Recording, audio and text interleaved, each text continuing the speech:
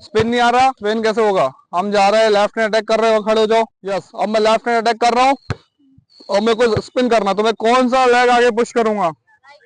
Right leg. सो मैंने अपना right रखा, अब राइट के बाद मेरे को क्या रखना है? लेफ्ट। अब जब मैं लेफ्ट रखूंगा तो साथ में कौन सा हैंड जाएगा बॉल के साथ?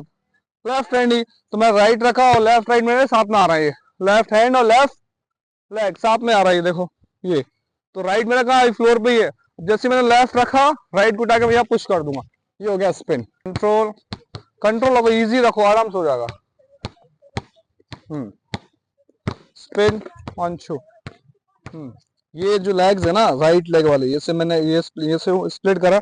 और हमें एक और स्प्लिट करना है, कैसे होगा वो? ये मेरा बैक जाएगा, ये आगे आ जाएगा, ये है वो। हाँ, yes.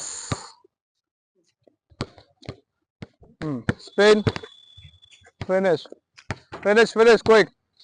Yes. Spin 1 2, finish. Proper मेरे पास आगे स्पिन करो। यस।